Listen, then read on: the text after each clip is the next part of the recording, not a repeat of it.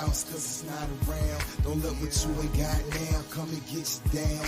Life is too short like an open rapper. We gotta close the chapter. Life is funny, so let go some laughter. Don't forget your time is here. Get it in, it's gonna make you strong. Get mine. Elevate day to day, cause you never stop. Keep going. With time. This time. This time. This time. This time. This time. This time. This time. This time.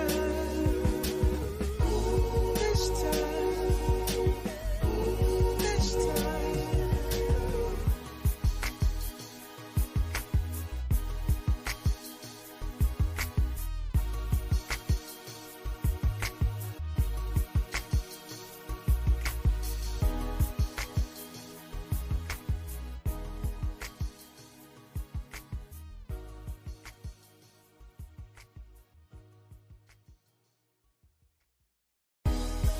Yeah, this gonna be the all the time on the grind.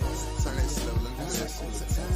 I was gone in the zone, as I on the grind, gone in the zone, as I enter, I was gone in the zone, as I enter, I was Gone in the zone as I enter, I was gone in the zone as I enter. I feel like I'm legit with man. I found a time to kick around. This one for the player pinch, for the nickel and a dime. Any place that you can find, I bet I get out on the grind. Gone in the zone. As you enter in the player's mind, watch.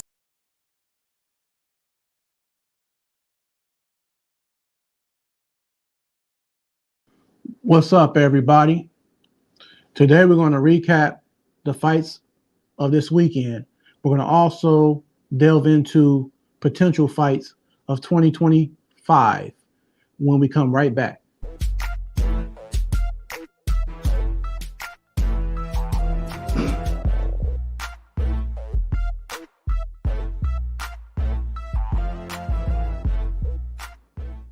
Welcome to another episode of Ring Walk Boxing Podcast. I am Bean, and we are live. All right, y'all. So let's jump right on to the mix of boxing and get straight to the point. So let's talk about different fighters, different divisions, and different potential fights or fantasy matchups that we will want to see stepping into 2025. All right, so let's start with the bronze bomber, Deontay Wilder, out of Alabama. We know his last outing, he fought Zhilei Zhang, the much bigger Asian fighter, who knocked out Deontay Wilder in their fight. And just prior to that, we saw Deontay Wilder lose on a points decision against Joseph Parker. All right, so coming off of two losses, what would be the best avenue for Deontay Wilder right now? I heard a rumor, I'm not sure that it's true, so I'll say that I heard a rumor that Deontay Wilder possibly, I don't know if he was called out or if he was calling out somebody else, but a Bridgerweight, which is the weight just beneath heavyweight, the guy that once fought Daniel Dubois and came up short, wants a potential matchup with Deontay Wilder at Bridgerweight. And as we know, Deontay Wilder was always a smaller heavyweight compared to these giants of the heavyweight division of this era. So I want to know your opinion. Would it be a good fight for Deontay Wilder to fight at a lighter weight, Bridgerweight, maybe win a couple belts in that division? Or should he stay at heavyweight, see what he can do, and then go to Bridgerweight? Because I feel like if he's in the Bridgerweight, even though he might be fighting slicker fighters, his power carries and he can knock out what people call a quote unquote super heavyweight of this era. You know, heavyweights weighing all muscle, 240 pounds, 250 pounds, or maybe like a Tyson Fury, 270 pounds, or even a bigger fighter like Big Baby Miller, who weighed at an astounding 315 pounds in his fight versus Daniel Dubois. He also come in heavy against Andy Ruiz. So he carries about 300 pounds. He's just a big, real big dude. So would Deontay Wilder be more fitting in the weight class just below that they just added to the roster in the Bridgerweight division? Or would it benefit him more just to stay and continue at the heavyweight division? What would be your opinion on that is what I want to know in the chat. Now, stepping into 2025, speaking of Deontay Wilder, I think a good opponent for him would be his old nemesis he never fought, Dillian the Body Snatcher Whyte. Dillian Whyte had his fair share of being knocked out and some losses in his career. Deontay Wilder himself was knocked out by Tyson Fury 2 times and then by Zilly Zhang. So I think him and Dillian Whyte will be a 50-50 match. If Wilder, which we all know his right hand is his main weapon, if he can launch that and line up Dillian Whyte, he would have him, just like he would have anybody. If he lands that right hand, unless you're Tyson Fury, more than likely you're not going to get back up. And Dillian Whyte, as we all know, well, his kryptonite seems to be he can't really take uppercuts very well. Majority of the time that Dillian Whyte was knocked out, it was by a uppercut. Sometimes sneaky uppercuts, but I mean, he had to have known, and I'm pretty sure he's being trained to look out for the uppercut because people see that as a weakness and they're always trying to exploit that. So if Deontay Wilder could somehow come up with a strategy to set up an uppercut, whether it's with the left or the right, he can probably get Dillian Whyte out of there in mid rounds. In the same aspect, if Dillian Whyte, being a kind of somewhat of a brawler, puts pressure on his opponent, if he can keep Deontay Wilder on the back foot, that would probably give him the edge that he would need to beat Deontay Wilder if he could hurt him. And once he gets him hurt, if he does not recover, he can go ahead and throw a barrage of punches and try to get him up out of there. Now, the issue with Dillian Whyte is he generally goes for broke in that ring. That's one thing I can say that's consistent with Dillian Whyte, is that when he's in there, he's always going hard. He's always going at a certain pace. It's good for the first few rounds, but mid rounds, being that he's trying to get his opponent out of there, if he does not get a knockout or stoppage, by mid rounds, he starts to gas out. So against Deontay Wilder, who carries his power all 12 rounds, that could be an issue if he didn't stop Wilder within the first half of that fight. So that to me is a fight I still wouldn't mind seeing. I also wouldn't mind seeing somebody like Dillian Whyte versus Martin Bakole, or Martin Bakole rematch with Michael Hunter, or Michael Hunter versus Wilder, Michael Hunter versus Dillian Whyte. You know, these are all really good matchups we could see. Michael Hunter a smaller heavyweight as well, is known for his finesse and his fluidity in the ring. Very agile, good on his feet, very slick, decent power, speed, and decent movement. So he would be a good opponent for anybody in the heavyweight division. And I think it's only right that Michael Hunter had a rematch with Martin Bakole, because Martin Bakole claimed to have been injured in their first outing, in their first fight, that he came up short. So I would love to see Martin Bakole versus Hunter too. But like I said, it would also be just as great to see a slugfest between Dillian Whyte and Martin Bakole. A lot of people I see on these group chats on FB, boxing forums, I'm not going to say that they're comparing him, but they're using Martin Bakole in the same sentence as Big George Foreman. Now, my issue with that is this. We've seen Bakole dish out his most recent fight with Big Baby Anderson. He was able to stop him. A lot of power. But we've never seen Bakole fight another a true puncher of the heavyweight division. Maybe even like a Big Baby Miller, who can take a punch and keep on ticking.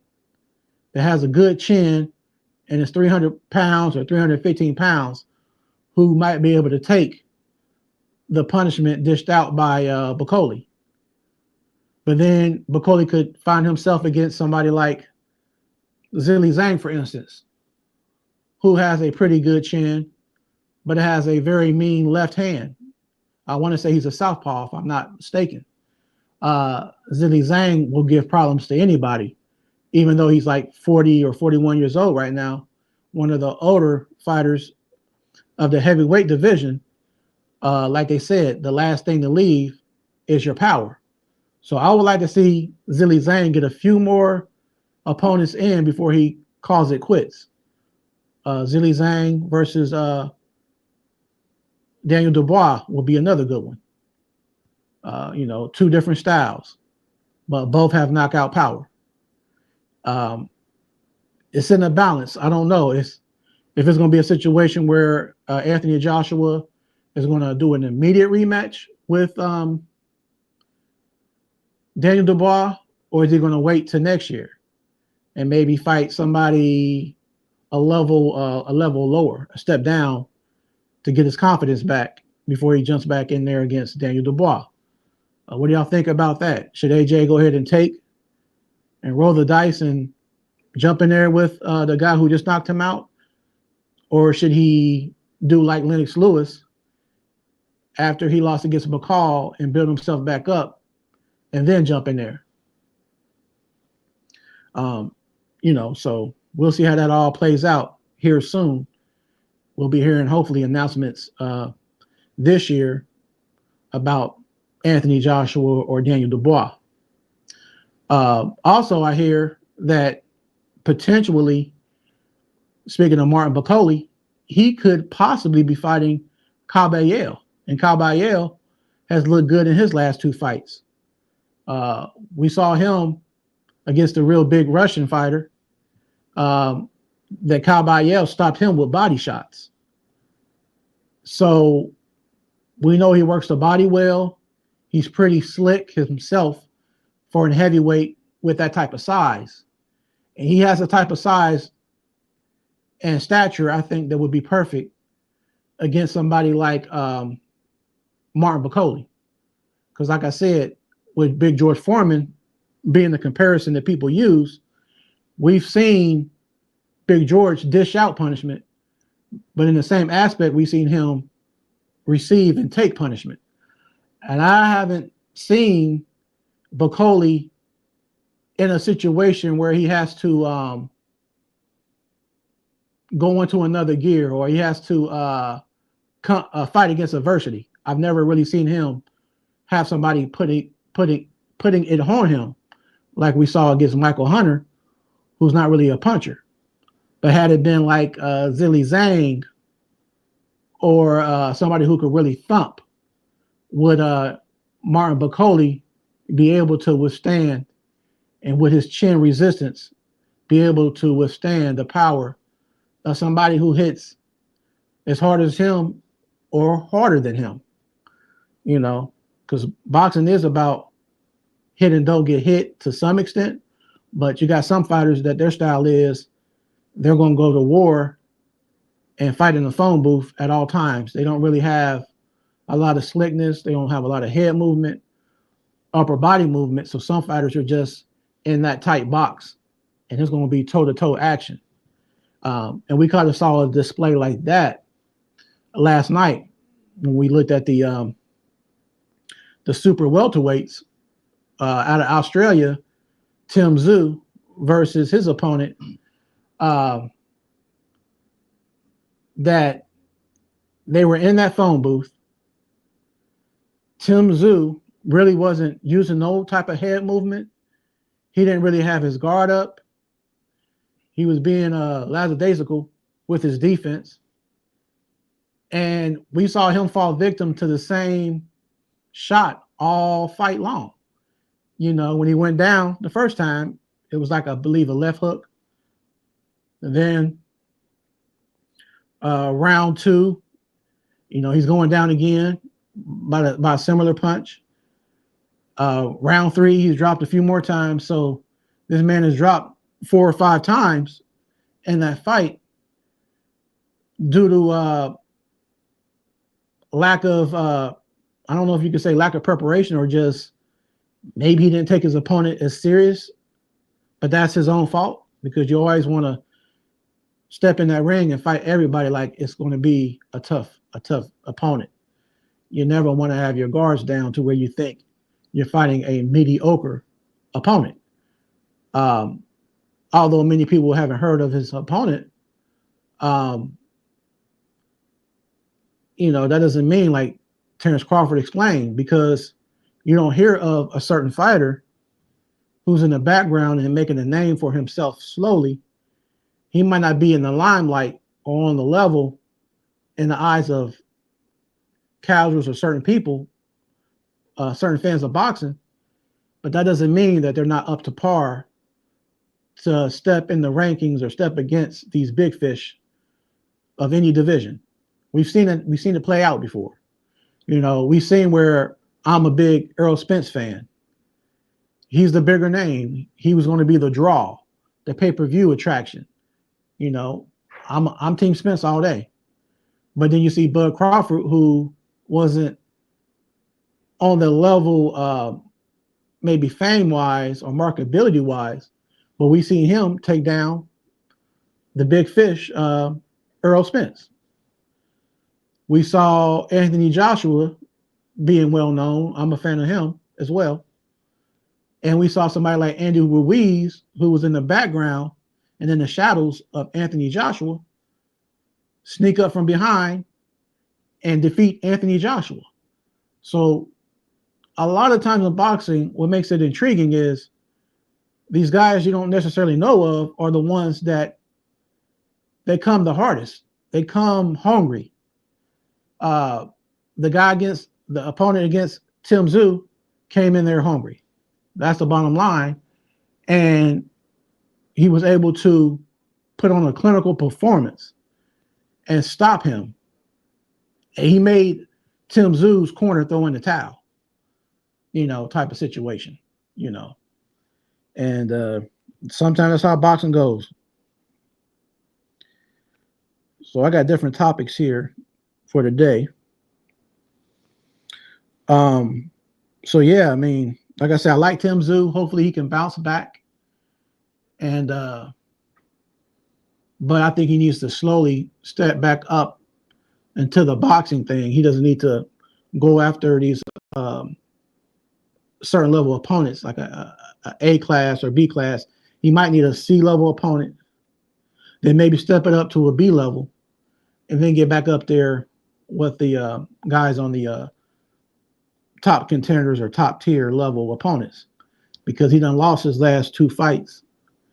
So he needs to slowly build his confidence back up and maybe take a step back and baby step his way back up to the level that he was at.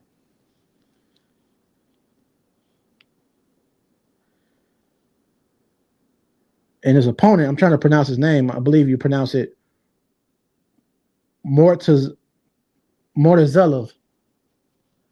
And that guy's a tough guy. And I'm hearing that he was calling out uh, fighters like Bud Crawford, and he was calling out, you know, the other super welterweights, maybe like the Errol Spences, guys like that, that he wants to mix it up with them guys on that level. Um, Now back to last night, we also saw a match with Azim and Davies. I've heard of Davies. I've heard his name in rotation. So he's definitely somebody like most fighters. If I hear a name ring a bell, I try to do my research and I try to follow them on their YouTube. I might go back and watch certain matches just to see their style, how they fight, how they execute, just their all around IQ in the ring. Well, unfortunately, the fight that he had last night that he was stopped in, I'm seeing that he's saying that most likely he will retire. So I won't really get a chance to see him, further in his career. I would have to go back in his old archives just to see where he was at up until the point of potential retirement. But Azim looked very good. Azim looked very good.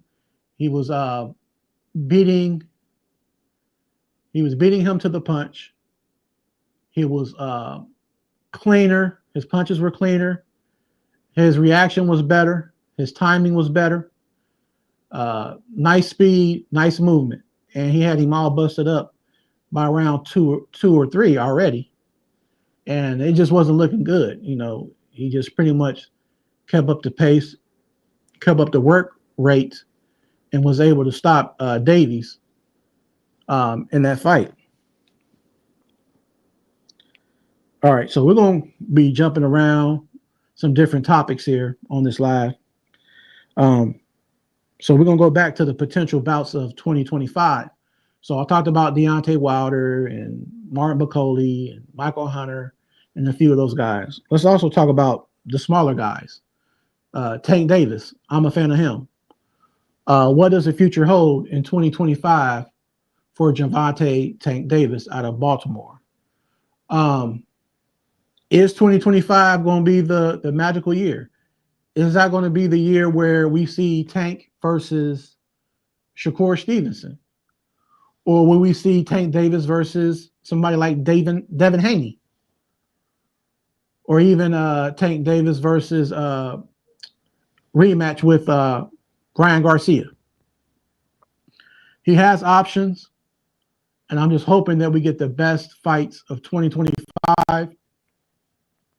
Because like always, we want to see the best fight the best, and we also want to see the best fight the best in their prime. And Gervonta Tank Davis, he's by no means old, but in a boxing terms, he's getting up there. I believe he's getting close to the age of 30.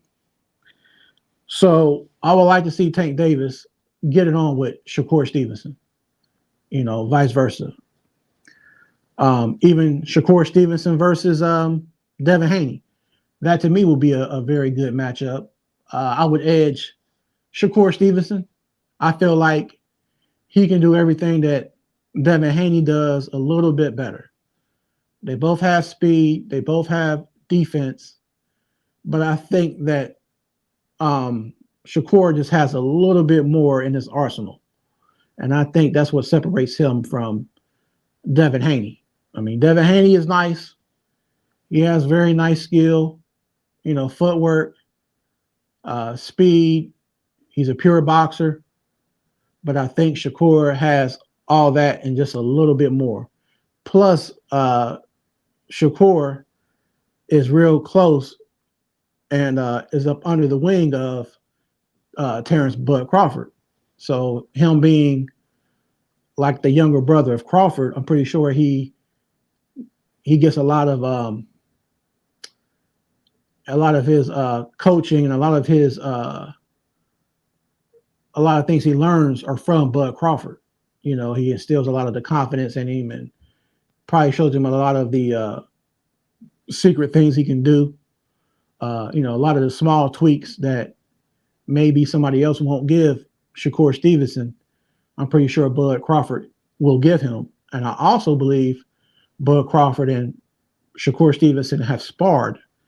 So that's going to definitely up the game, I believe, of Shakur Stevenson. Now, pertaining to Shakur Stevenson and Tank Davis, if you had to give your prediction in a fantasy matchup, say it happens in 2025 next year, who wins between Tank Davis and Shakur Stevenson? Who wins and how do they win? Let me know in this chat on what you feel, what happened. And also, speaking on terms of what I spoke about a little bit earlier in the segment, if the fight happens in 2025 with Martin Bakole versus Kabayel, what would be your prediction of those two? You know, what happens? What round? Does it go to decision or does it go to a stoppage? Let me know. Also, if you had to match up with Wilder versus Dillian Whyte, how would that outcome be? You know, in my predictions of those fights, like I said, I would say 50-50, but I could definitely see where Dillian Whyte could beat Deontay Wilder. He could stop him, but also Wilder could stop him as well. Kabayel, I believe he has enough skill, all around skill, to be a very, very dangerous threat for Martin Bakole. Especially, I haven't really seen somebody zone in on the body of Martin Bakole. I think that Kabayel will go to his body a lot of vicious body shots that could slowly catch up with Martin Bakole. And if he can take the air out of the tires and slow down a real big Martin Bakole, who's a real big guy, and could start to make him decline as far as his output of punches, make him get tired, kind of like Muhammad Ali did with George Foreman, but not in the same way using the rope-a-dope, but in his own way. I think Kabayel could defeat Martin Bakole. So let me know in the chat what you think. Also, let's talk about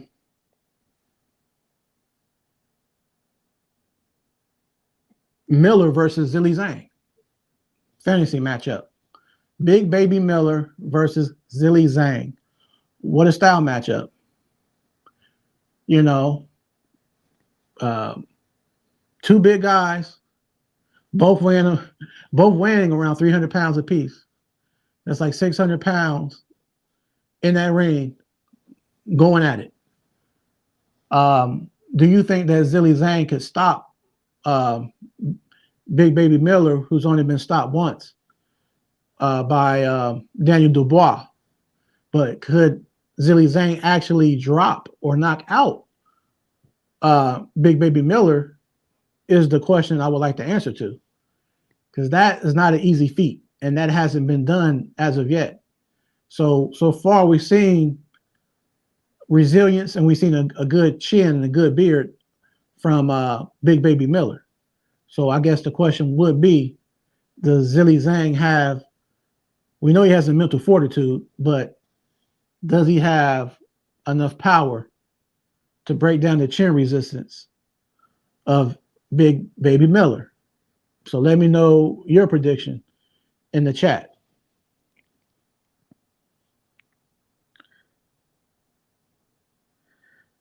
And for all the ones that are fans of Tim Tszyu, What do you think he's going to do from this point on? You know, you can see after the fight when he was in the interview, he looked somewhat lost and puzzled after his loss, like he was trying to make sense of everything, like he was trying to make sense of it all. Like he really looked lost. He was talking kind of like he didn't understand what had happened to him in that fight. Um, so I think right now he needs to do some self reflection. He needs to go back to the drawing board, but he definitely needs to run back that fight and see himself and see the mistakes he made. He needs to sit back and replay the fight the way we looked at him. He needs to see himself and see all the little things he was doing that were not right. You know, he did a lot of mental mistakes and a lot of things you would think would be basic, um, the basic fundamentals of boxing. He wasn't even doing. It kind of reminded me a lot of when AJ lost recently, was knocked out by Daniel Dubois. We saw a similar thing. We saw a guy who stepped in there who acted like he didn't know how to put his guards up. You know, he sat there wide open with this all open, no guards up, stepping back in straight lines, not stepping left, not stepping right, just stepping back in a straight line, almost like you're asking to get caught with something. And a lot of times these guys get caught with something very crucial and they don't fully recover. I don't think Tim Tszyu was fully recovered after the first knockdown. I think he recovers better than AJ, but he's still shown signs of his body language showing that he was off after being dropped. And I think it definitely caught him by surprise. A few times he got up, maybe on the count of 3 or 4. I think he was getting up too fast, as the commentator was saying in that fight. Maybe just wait a lot like Tyson Fury does. He doesn't always jump straight up. He'll wait till like 6 or 7 and then slowly rise to his feet to give himself time. Because when you get hit, you know, hit in your head, you're going to be a little bit dizzy or a little bit punch drunk.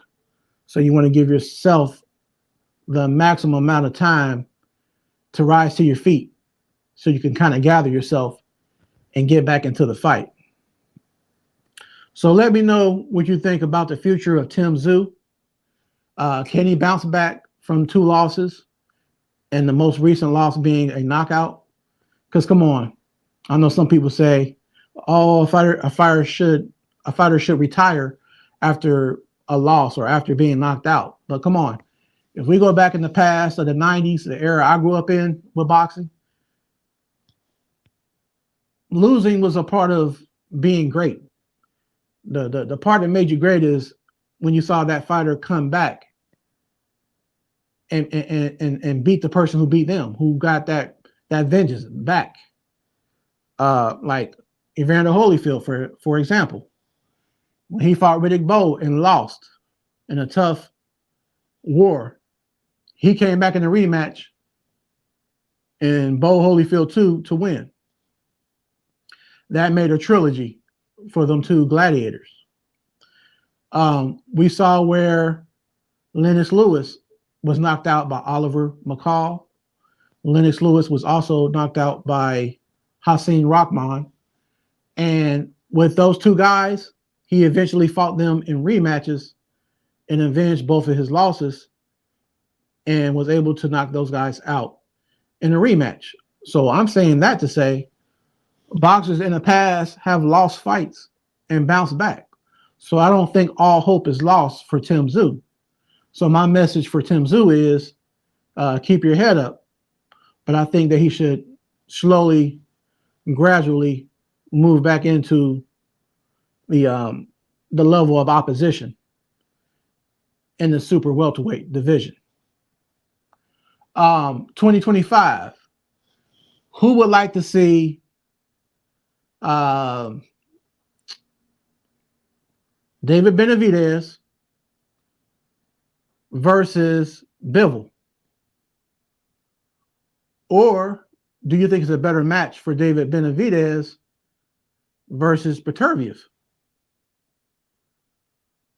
What do you think will be the best matchup for um, the year 2025 if it were to happen? David Benavidez versus Bivol or David Benavidez versus Beterbiev? And with given those two scenarios, what would be your prediction? I could see David Benavidez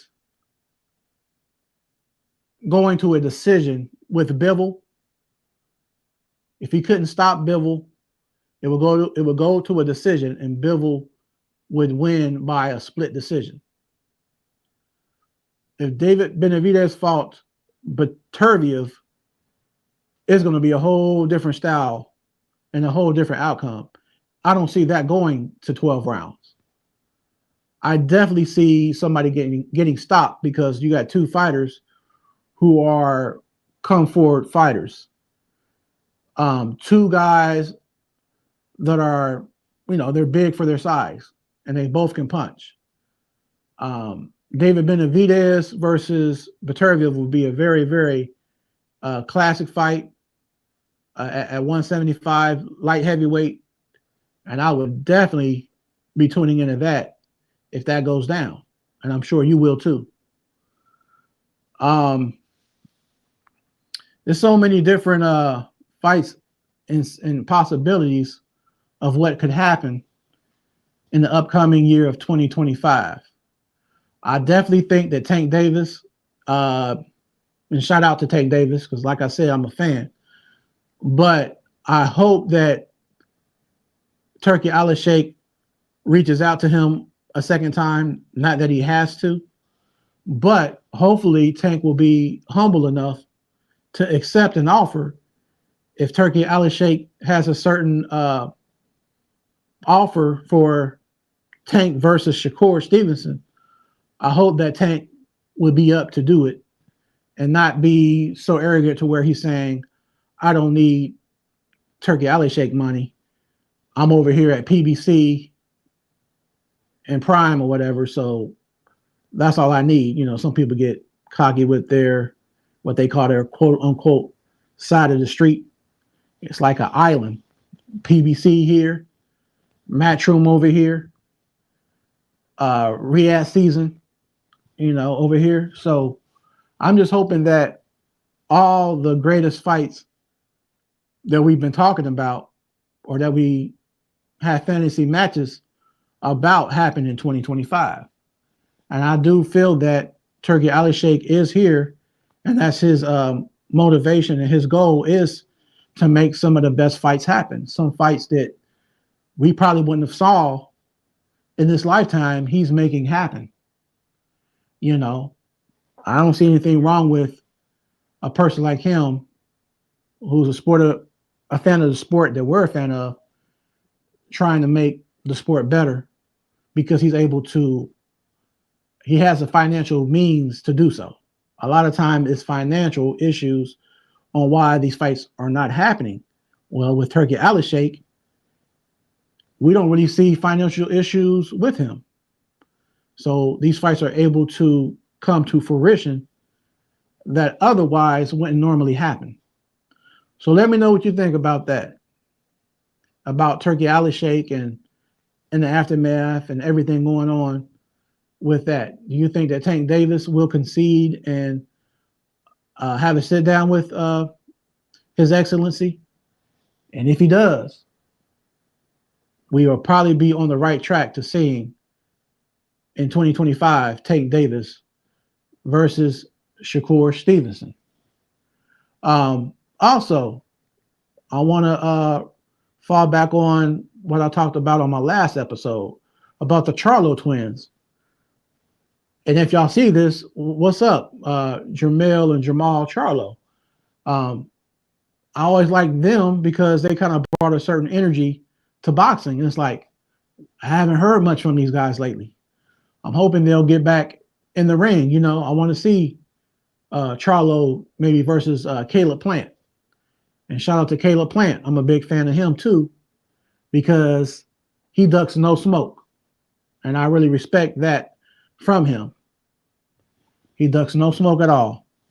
Whoever wants to smoke, he's there for it. So mass respect to Caleb Plant.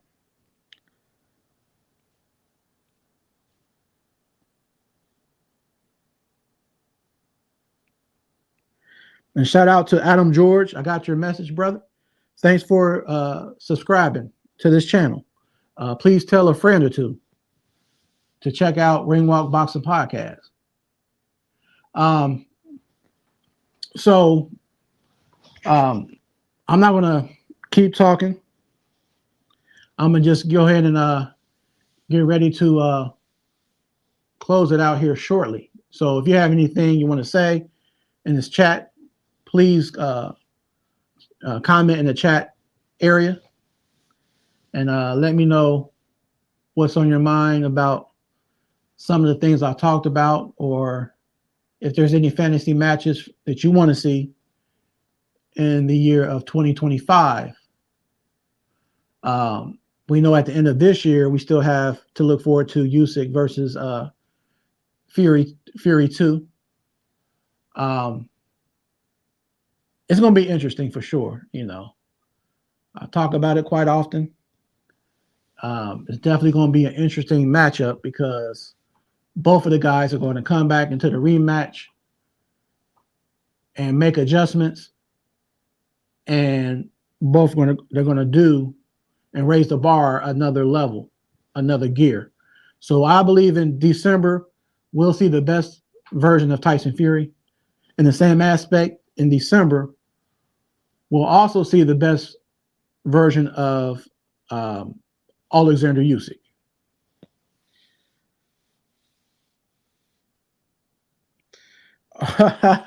All right, Ed Weeks, man, you said yes. Then the people's let Wilder start AJ. So you feel that Wilder would beat AJ even still? It's possible. I mean, I ain't going to say it couldn't happen. I think with Daniel Dubois was a matter of whoever landed first, and Daniel Dubois, he landed first. He landed the first flush, meaningful punch, the overhand punch, when AJ was trying to retreat and step straight back instead of stepping left or right, or at least putting up his guard. He got caught slipping. I think if Wilder caught AJ with that same punch, it would have dropped him, and AJ would have been discombobulated trying to get back to his feet, and then Wilder could, he could start to attack him while he had him hurt. But if we flip the situation around, the scenario around, and AJ caught Wilder first, I could see the same thing happening to Wilder, that he's not going to be able to recover if AJ lands a flush punch on him. And if AJ does hurt him and is not apprehensive, he can finish Deontay Wilder. So I feel like that could be the next fight, really. They both had their share of losses, and they're both coming off of knockout losses. So why not AJ versus Wilder? Just because, just because it's something that as fans, we wanted to see it so long and it never happened. Hey, what's up, Cuzzo? What's up, Scoob? What's up, Zone 15? Yeah, Cuzzo, thanks for following and subscribing. I appreciate you, Cuzzo. I'm going to get you on the podcast here soon, too. I want you to jump on with me. Oh, yeah, salute to you as well, Bruce. Salute. Yeah, man. So every Sunday right here, Eastern Standard Time in America, 6 p.m. So look that up on Google if you're in other parts of this world. 6 p.m. Eastern Standard Time in America, and find out what your time zone is in your part of the world. And you can be right here in the live, and we'll talk boxing here. That's what we're going to do. And special shout outs, like I said, pretty soon here in the next few weeks, I want to start a podcast docu-series, the Zone 15 edition. So I'm going to be reaching out to people who come from and grew up in the neighborhood of Woodline and Lincoln Heights. And I want to reach out to y'all I want to use this platform to uplift and embrace the community. So shout out to Big Kiki. I'm definitely gonna get you on here, man, and we'll talk about some boxing, some of the up and coming young youth you have in your boxing gym, and how it all started. So y'all be tuned in for the Zone 15 edition of Ring Walk Boxing Podcast. So as always, hit that like button. Make sure you hit the bell notification. And like I said, spread the word about Ring Walk Boxing Podcast. Check out the merch. You know, it's in the description area. You can look at the merch online and get whatever you want internationally, and they'll ship it out to you. We got the hats, we got the shirts, and a lot of other different items if you're interested in them.